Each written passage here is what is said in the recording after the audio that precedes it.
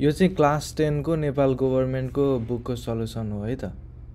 ल यो question number 11 मा चाहिँ के भनेको छ भने in a survey of 80 people 60 like orange 10 like both orange and apple the number of people who likes orange is 5 times the number of people who likes apple है त। अब यसलाई चाहिँ सुरुमा चाहिँ हामीले के गरौँ भने लेट एन यु भनेको चाहिँ total number of people of the survey भन्दिम अनि त्यसपछि यान ओ भनेको चाहिँ total number of people who likes orange भन्दिम अनि त्यसपछि यान ए भनेको total number of people who likes apple भन्दिने। त्यसपछि चाहिँ अब स्टेप बाई स्टेप जे दिएको छ त्यही लेखौँ। यान यु भनेको चाहिँ 80 भयो अनि त्यसपछि अरेन्ज मन पराउने यान ओ भनेको 60 अनि त्यसपछि 10 जनाले चाहिँ दुईटै मन पराए रे।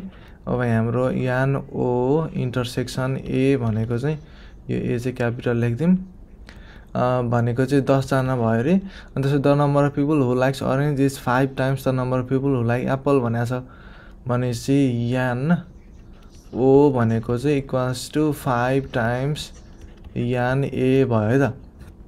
अब त्यसपछि चाहिँ by using van diagram find the number of people who likes Apple only अनि त्यसपछि दुईटै मन नपराउने चाहिँ खोज्ने रे। अब भेन डायग्राम बनाऊ है त। अब यो यस्तो यु भयो अनि यो चाहिँ यस्तो भयो। अब एउटा सर्कल चाहिँ हाम्रो अरेन्जको भयो एउटा चाहिँ एप्पलको भयो है त। यान ओ गर्दिम अनि त्यसपछि यान ए गर्दिम। अब यहाँ चाहिँ यान यु भनेको 80 दिएको छ त्यही भएर यहाँ यसरी 80 लेख्दिम अनि त्यसपछि यान ओ भनेको चाहिँ हामीलाई 60 दियो हैन त। अब के गरौँ भने यहाँ 60 लाइक अरेन्ज 10 लाइक बोथ यो अनि चाहिँ who like orange is 5 times the number of people who like apple भने है त। ल अब हामीले चाहिँ यान ए पनि यहीँबाट निकाल्न सक्ने रहेछौँ है त। हामीलाई यहाँ 60 दिएको छ भनेपछि यहाँ चाहिँ हामीलाई चाहिँ 60 इक्वल्स टु 5 टाइम्स यान ए गर्न मिल्यो होइन। अनि त्यसपछि देयरफोर यान ए भनेको चाहिँ 60 डिभाइड बाई 5 भनेको त हाम्रो 12 हो नि त। हाम्रो 12 हो। अब चाहिँ हामीले के गर्न मिल्यो भने यो इन्टरसेक्सन पनि दिएको छ हामीलाई 10 त्यसपछि चाहिँ हामीले चाहिँ के गर्न मिल्यो भने सुरुमा भेन डायग्राम भनेको चाहिँ भेन डायग्रामै गरौँ नसोचौँ है त। ल अब यो 10 भयो अनि त्यसपछि यान ओ चाहिँ हामीलाई कति हो भन्ने थाहा छ 60 भन्ने थाहा छ। अब यो 60 माइनस 10 त हाम्रो 50 हुन्छ नि त। यो 50 र 10 जोडेपछि यान ओ कम्प्लिट भनेको 60 भयो अनि त्यसपछि यान ए भनेको चाहिँ हामीलाई 12 हो भन्ने थाहा छ तर यहाँ 10 अलरेडी छ त्यही भएर यहाँ चाहिँ 2 हुन्छ। अब 10 र 2 चाहिँ 12 भयो हैन। अब चाहिँ हामीलाई चाहिँ यो बाहिरको कति पनि मन नपराउने निकाल्न छ अरे अनि एप्पल वानली निकाल्न छ अरे। एप्पल वानले चाहिँ हाम्रो 2 भनेर यहाँ आइसक्यो।